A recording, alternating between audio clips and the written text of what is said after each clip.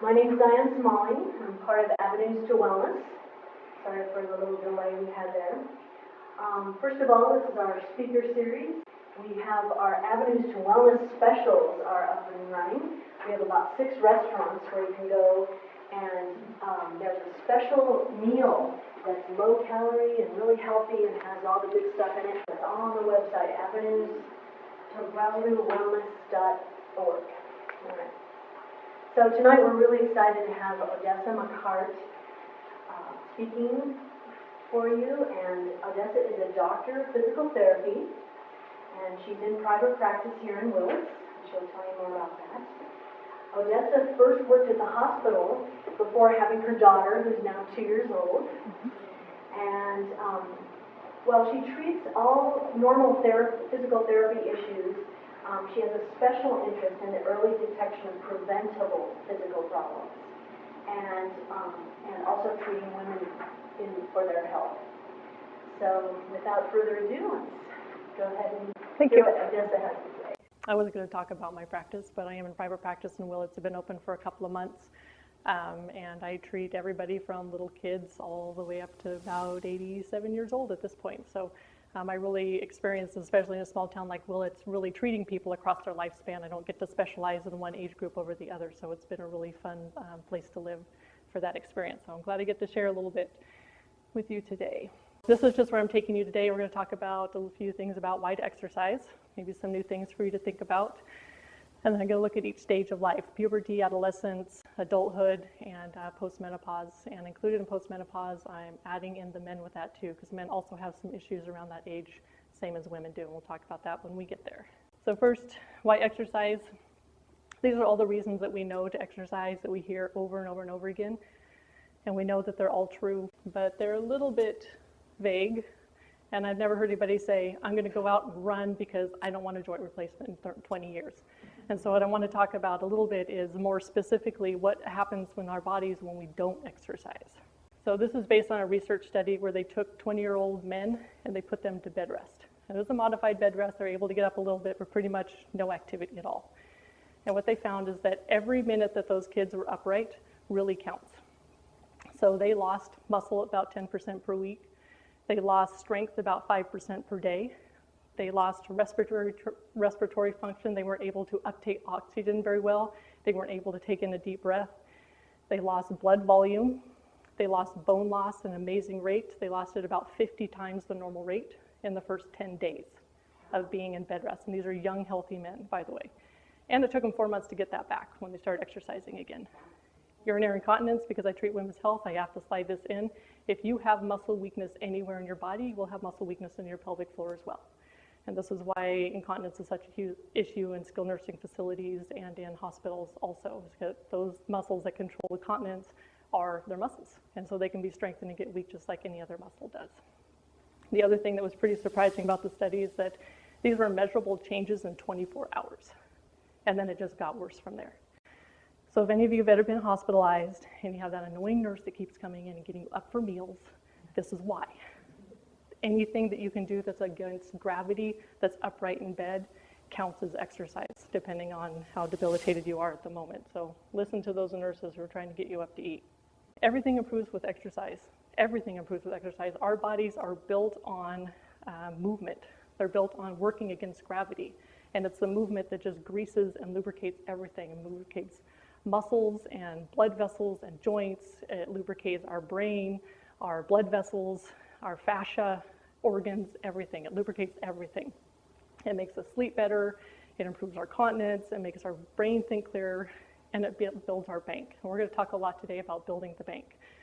And we want to be as strong as we can be while we're healthy, so that when we have those things that happen to us that we don't expect, that we can recover a little bit faster from those and not have it completely flatten us out. So we're going to talk a lot about how we build a bank. And it's never too late to start exercising.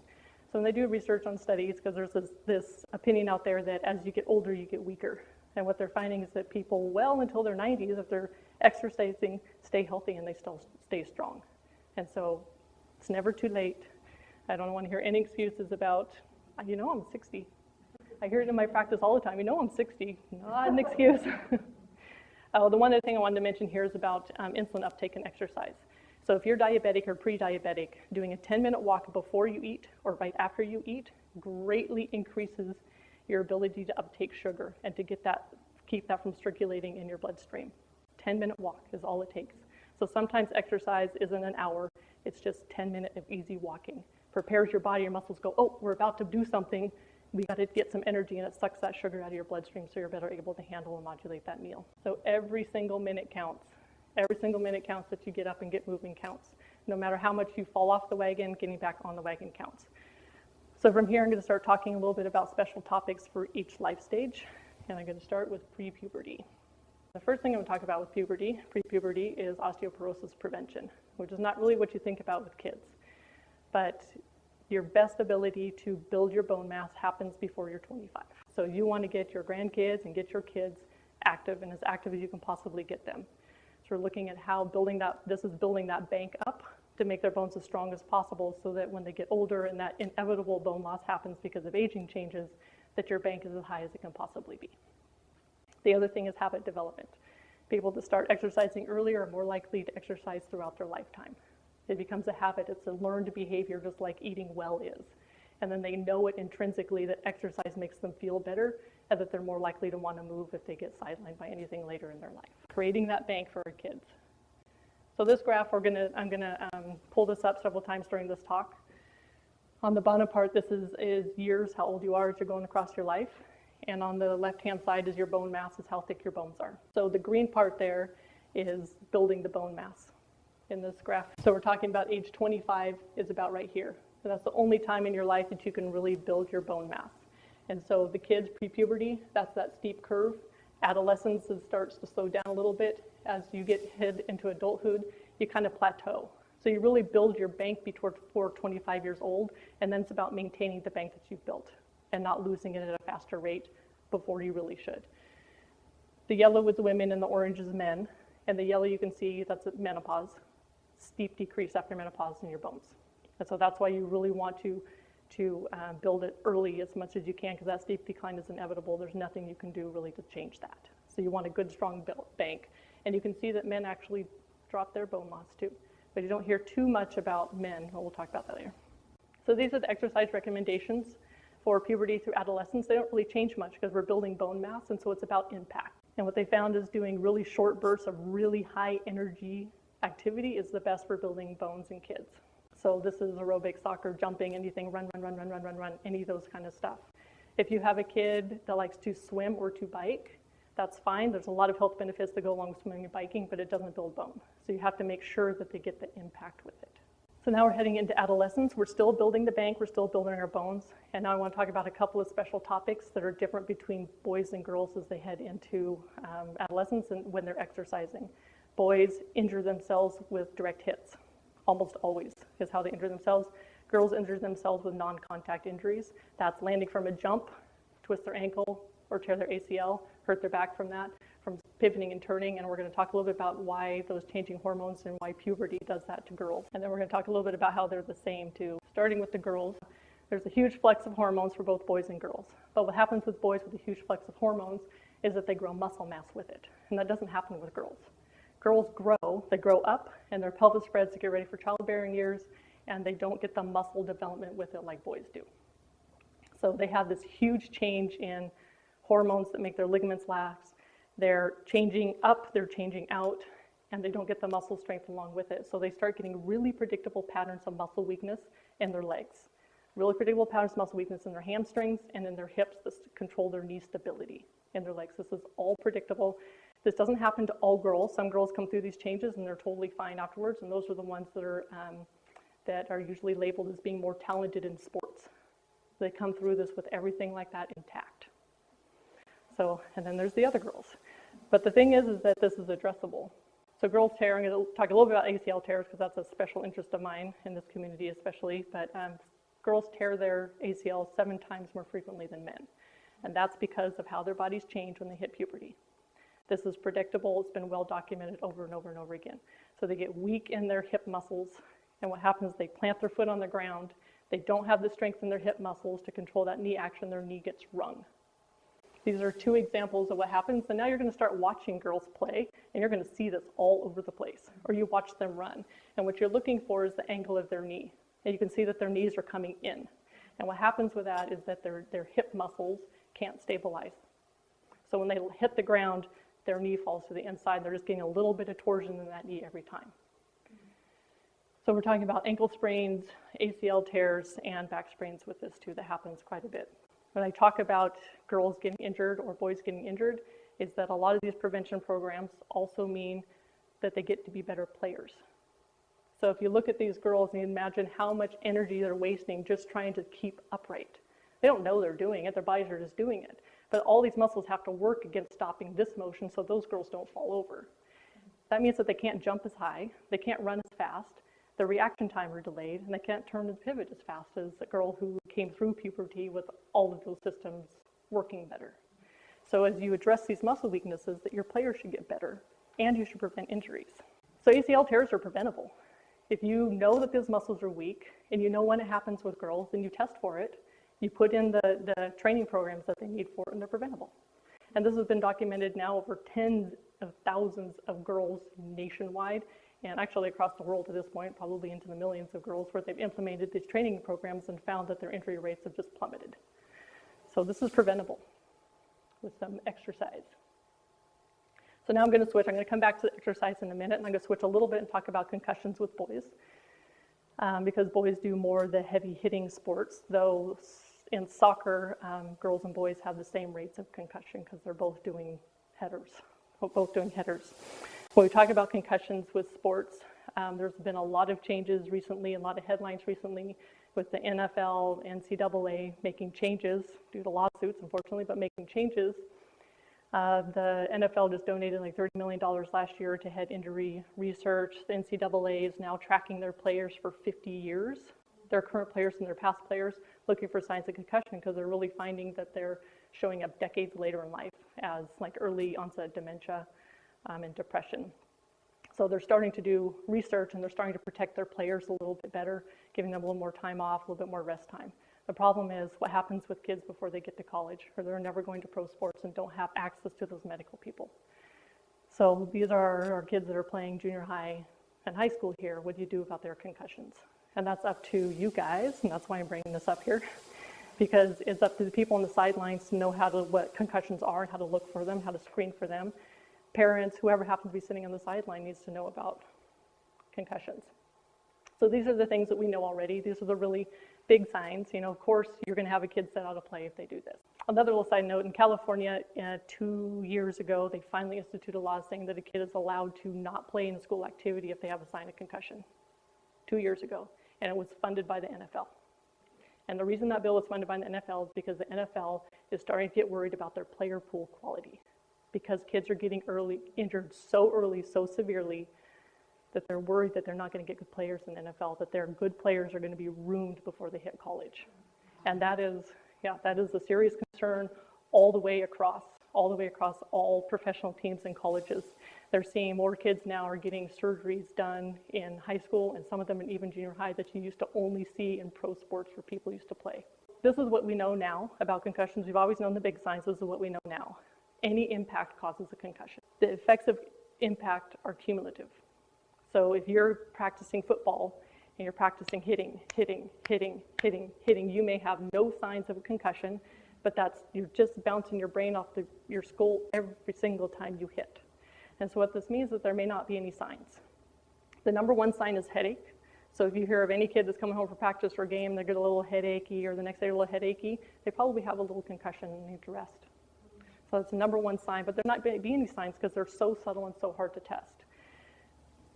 And because of this, you need to test before the sports season starts, you need to test during the sports season, and you need to test at the end of it. Because even if you don't think they had a concussion sometime during that play, that they might have had a concussion. So you want to know how you test for it without spending thousands of dollars? This is the puck and dowel test. So this is literally, I'm sorry for the small screen, a dowel with a hockey puck stuck on the end of it to weight it. And what happens is the guy in the orange shirt, that's the athlete, sits there, the other guy drops it and he catches it and they time it. They mark it on the ruler or mark it on the dowel. They do it 5 times to get a baseline. How fast is his reaction time? right? So this is like, I don't know, $5 or something. How fast is his reaction time? So you test it 5 times to get a good baseline, and then any time during the season that you want to test one of your kids, you just pull them off the sideline and have them catch it 5 times and see if that reaction time has slowed down. As if they have, you know that they need to rest, they need to not be playing. Definitely take them out for the day. Definitely for the day, and maybe for the week. So most college teams and professional teams, their players are back within 7 days after concussion, and that's with a big sign. That's too early, and that's why all these lawsuits are coming out against the pro leagues, is because it's too fast and they get so much pressure to go back. And it's a little bit of the problem with some of the testing that's done with concussions, because people can lie about it. You know, do you have a headache? No. You know, are you seeing double? No. You know, that kind of stuff. And so this reaction time thing is a really quick way to test. And so then you would test them. You take them out for that day, you test them the next day and see if the reaction time's better. If it is, go back to play. And sometimes some of the recommendations for any of the big signs is really 30 days. Really 30 days. And in the state of California, if a kid has a big sign of a concussion, they have to have a medical professional clear them to go back to play. So now we're going to talk a little bit about how girls and boys are the same. And as we're talking about injury prevention and core strength, core being those deep abdominal muscles, the pelvic floor muscles, muscles around your hip, muscles around your back. So you can test for poor core strength. You can test for weak muscles. If somebody has poor core strength, you know that they're more likely to get injured. They're more likely to get injured. They're more likely to have a back sprain, ankle sprain, ACL tear. They're more likely to be injured. And so these are all things that are easy to be tested. And as that twofer, as I said before, is that it improves sports performance. So here's a couple of really quick tests that I do a lot of. The top one is just a squat. If the person can't squat with the right kind of alignment and the right kind of muscle activation that I want, I know when I add speed and power and split attention like during a game, they're not going to be able to hold their body stable if they can't do it in a squat. So the first thing I'm looking at is, can they squat? And how do they squat? The second picture there is just landing from a jump. So I'm adding a little bit of power onto this. Can they hold themselves stable? How do they land from the jump? And there's 7 different parts of the jump. I'm not going to go into it, but that's the other thing. It's a really quick screen. The picture on the left-hand side there are planks. And I'm really testing core stability. I'm looking for each one of those planks to be even. I'm looking for a certain amount of time that they're able to hold that plank for. And that plank tests core muscles in the neck, in the shoulder, down the side, belly, hip, and ankle. So it's a really easy screen for me to see how stable is this person, are they even side to side. So that's how you test core. And with all of those things improved, they're less likely to injure themselves, and their sports performance gets better. So this is just an example of one of the injury prevention programs that's been well documented.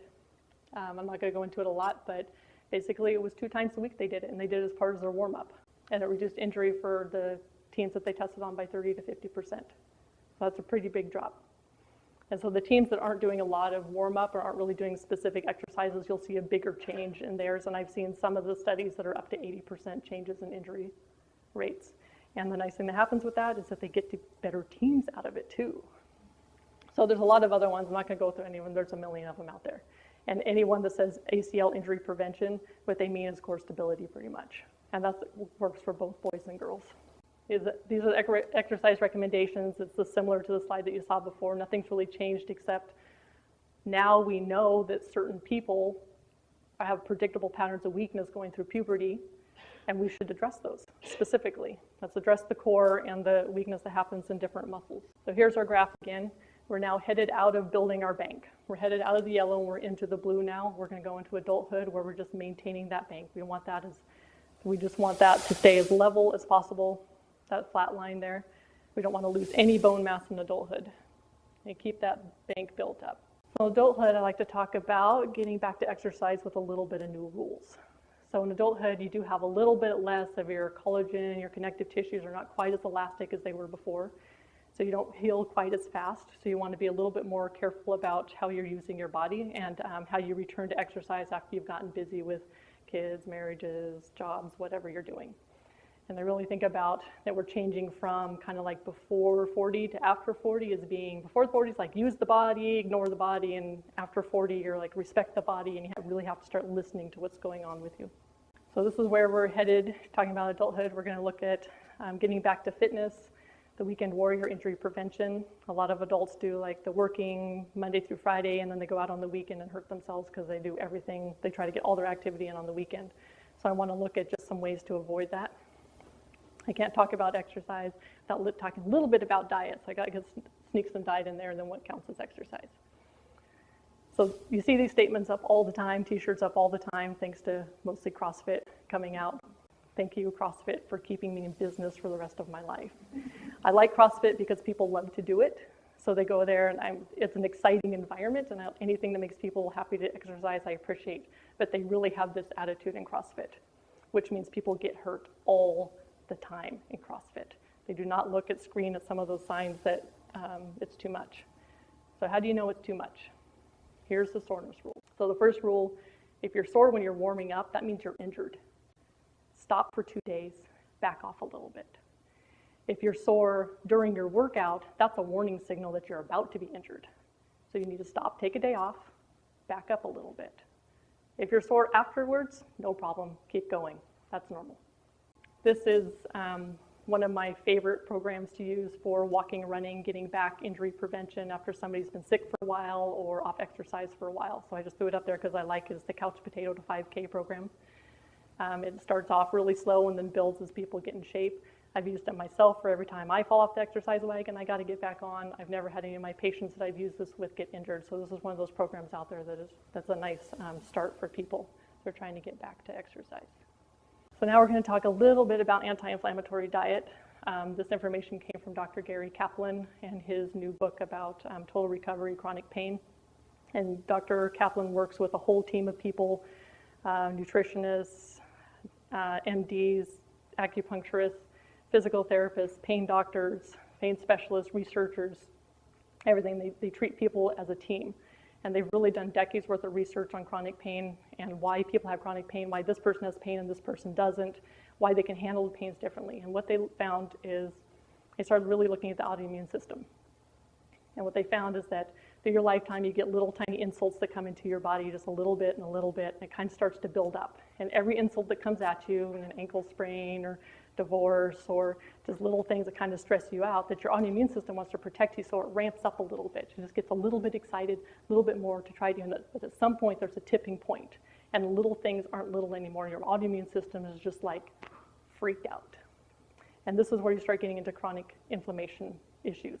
So you don't heal as fast. You don't sleep as well. You used to have hay fever, used to not have hay fever, but you do now. You used to be able to eat dairy, but you can't now.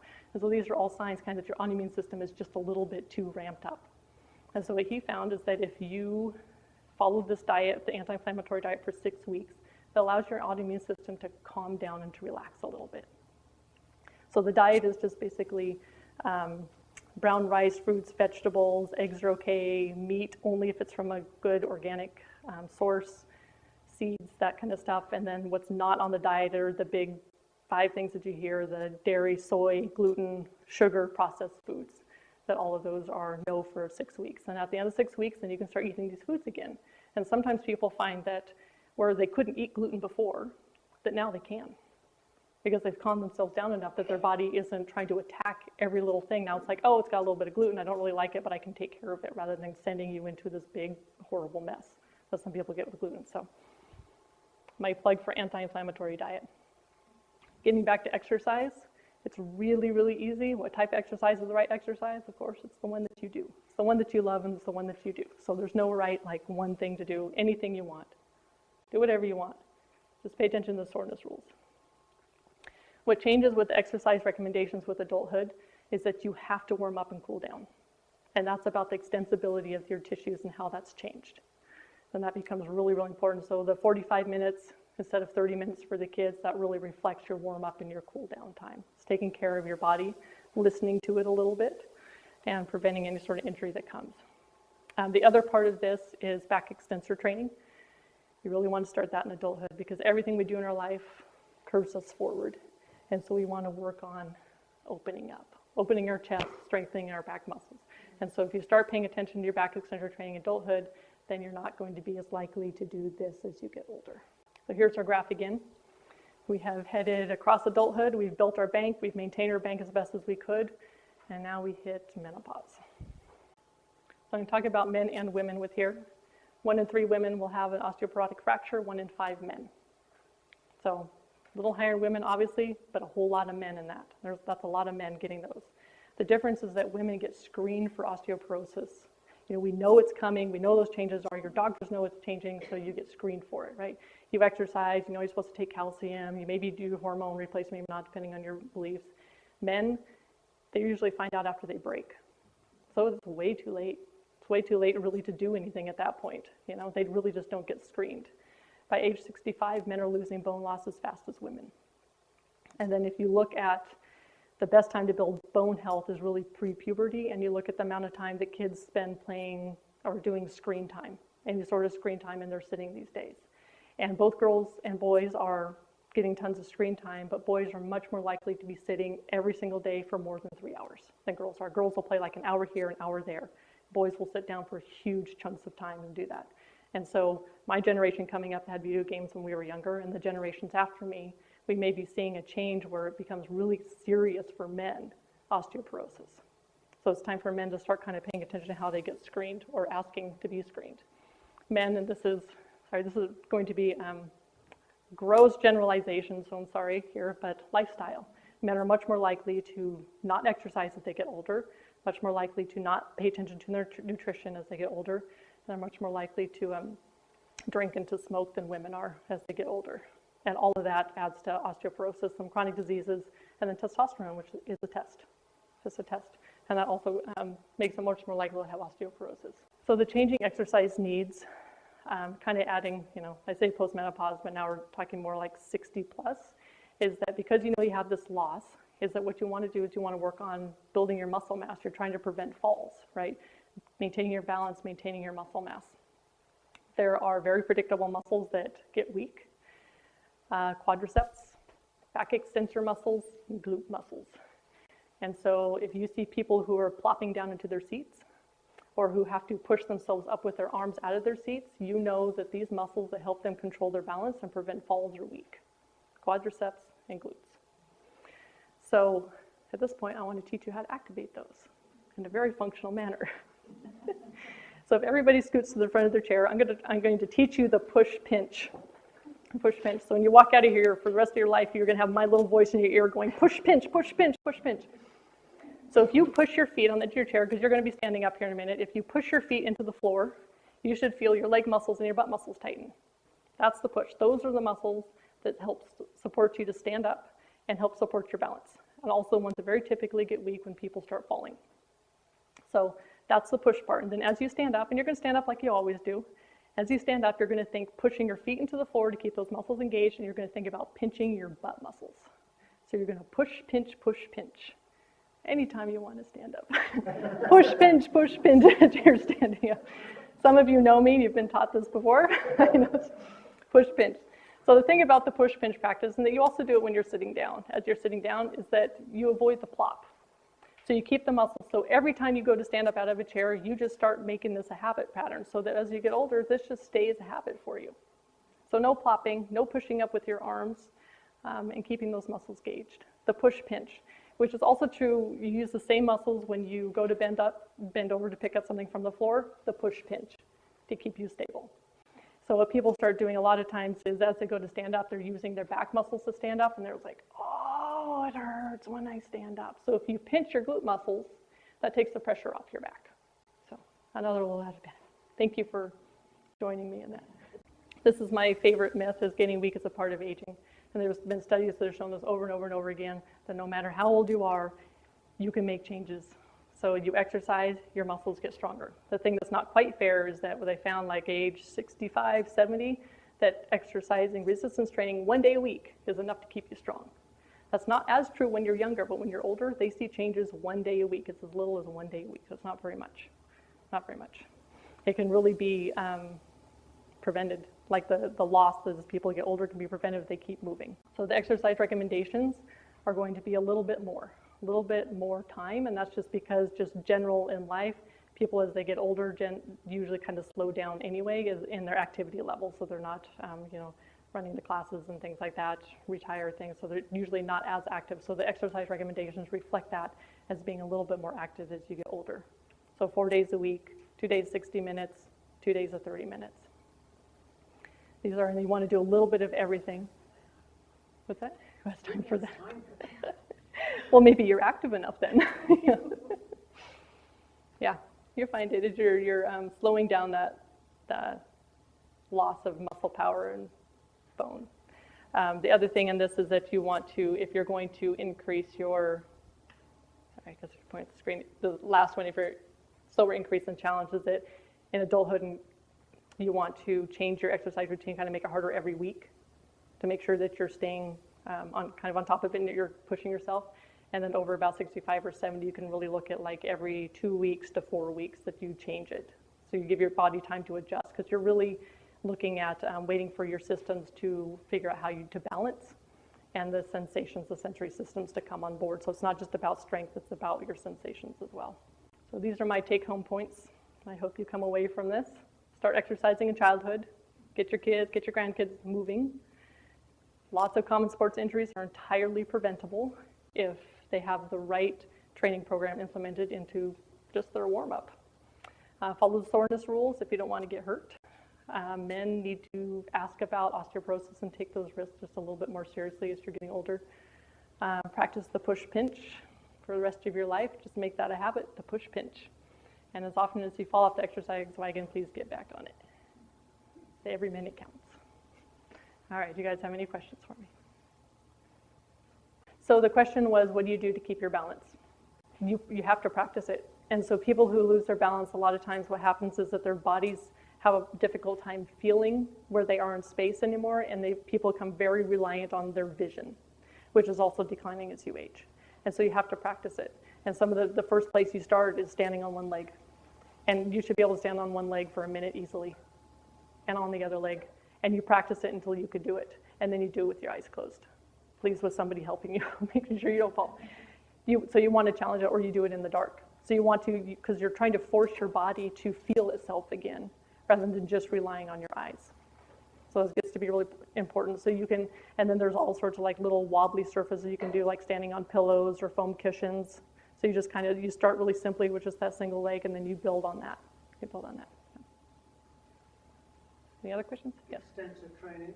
Extensor training, back extensor training, yes. So that's going to be anything that's, if you go to the gym, it's going to be like the pull downs, like chin-ups or extensor training. So anything that works the muscles of your back. So anything that's, if you're pulling back, doing rows, if you're weeding your garden and you're pulling up, that's back extensor training. Yoga actually does a lot of work with opening up the chest muscles and getting you back into that position. So it's stretching these muscles here and strengthening the ones in the back. And do you want me to be more specific? I should have brought toys. I know, I should have brought bands. Yes.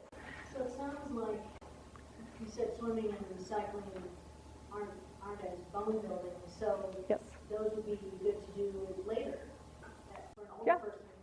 Yeah. Yes. Yes. Still maintain strength. Absolutely.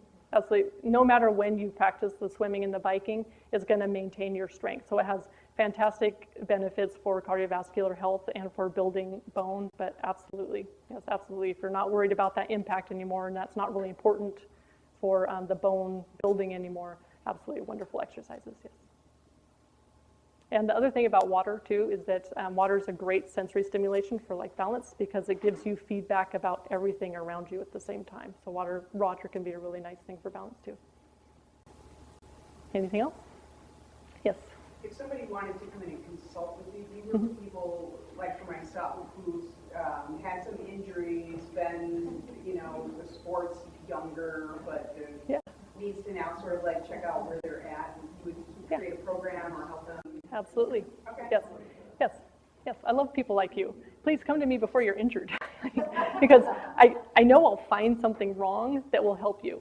And there's a couple of different physical therapy groups that are starting to do data gathering about hip replacements and knee replacements, and they're working out of the country because they can't do it in this country.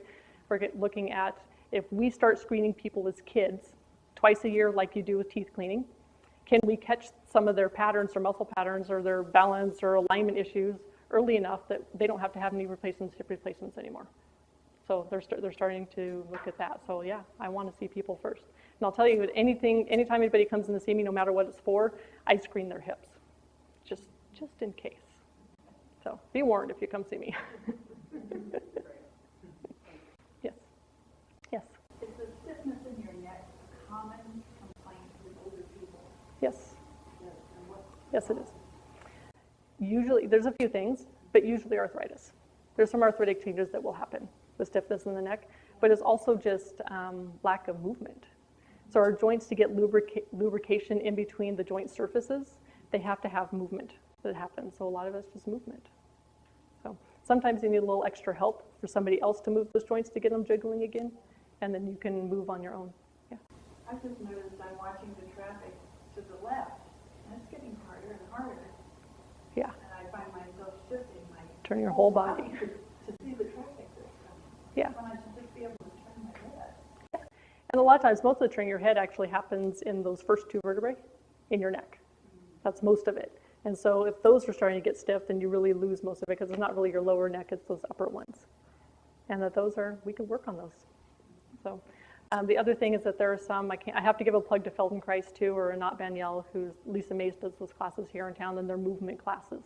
And they teach you how to move around stiffness in your body and how to resolve it yourself, and they're actually really wonderful classes as well. So, anything else? Yes? Could you say something more about the core? Could you describe that? Yes. About what muscles are involved? Yes. Yes. So core muscles, usually when we talk about core muscles, usually what people are referring to are your deep abdominal muscles. When I talk about core muscles, I have to be a little bit more specific, because every joint has core muscles, every joint in your body.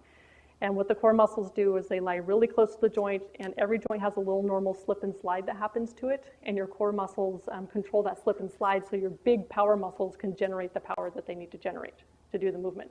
So your core muscles are supposed to give you something stable for your big muscles to push against. And so usually when people talk about the core, they're talking about the corset. They're talking about deep abdominal core, which is your transverse abdominis. The other two groups that happen with the transverse abdominis are your pelvic floor muscles, muscles in between your legs, and the multifidi that are in your back. And all of those like to work together as one unit, and that's for lumbopelvic stability. But there's a lot of other muscles that are kind of core muscles too, but that's usually what people are talking about. Makes you stable so that you don't have to waste power. Holding yourself up, I guess. So you said that, did you say that each joint has a particular muscle that's a core muscle for that joint? Yes. And then the other muscle? Yes. So a given muscle doesn't have a core section? No, the joint does, yeah. So for shoulder, it's like rotator cuff. Everybody knows rotator cuff, right? Wears out on people all the time. Yeah, that's core muscles for your shoulder. Yeah. Yes? Could you say something about your private practice? Are physicians' referrals necessary? Do you take Medicare? Okay. The state of California just changed the law, so it's physicians' referrals are no longer required. So I can see a patient for 12 visits or 45 days, whichever one comes first, and then I need to plan a care with the doctor. Then the patient needs to go and check in with the doctor.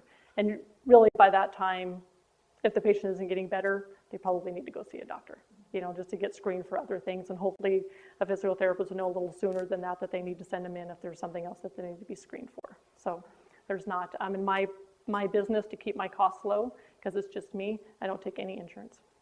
I take any insurance. So everybody's cash pay, and then if they have insurance, I give them an invoice and they can bill it themselves, which gets a little bit sticky with Medicare, because Medicare is its own legal entity. So they kind of restrict me a lot on what I can and can't do with that. So the question is the difference between the DO, a chiropractor, and a physical therapist. So obviously I'm a physical therapist, so I'm way biased on physical therapy. So and I am. So I have respect for the other professions, but obviously this is the one I chose. So it's the one that I love and think is the best. But DOs, Doctor of Osteopathies, they are osteopathic medicine. They are medical doctors, but they also look at how the body functions to create illness. And so they should have some background in joint mobilizations and things like that, as well as the medical parts, as well as medical training. Chiropractors really focus, and the thing too I have to say here is that it really depends on the further education each individual practitioner goes after about the quality of care that you receive from them. So chiropractors generally are kind of think as like these are the bone doctors. They're the ones that kind of rack them and crack them. But I go to a chiropractor that doesn't do any of that. So, and she does a lot of kind of neuromuscular stimulation sort of things to kind of reset habitual movement patterns. I mean, it's, it kind of gets complicated, but because that's her training, so she doesn't really want to go in there and just pop bones. So I can't say globally that that's what chiropractors do, but that's sort of what their background is really on how to do a really quick thrust manipulation of their spine, and then they can go into whatever field they want to after that. But that's what they're trained, and that's what their training is. I've been trained in that also as a physical therapist, and I find that it's, for me personally, I feel that it's a little bit limited because it doesn't address training. You know, it just does a quick pop to your bone, but what happens if you haven't trained the muscles about that new range of motion, that you have relief of pain. That's been shown to be great. For chiropractors are really good at relieving pain, but it doesn't train the muscles to start using their bodies differently. And that's where like physical therapists come into play, is that they're supposed to be able to test out different muscles that are weak or strong, that are causing problems, so that we can address how to strengthen that muscle. And then for me personally, again, physical therapists are really only as good as the education that they've gone after.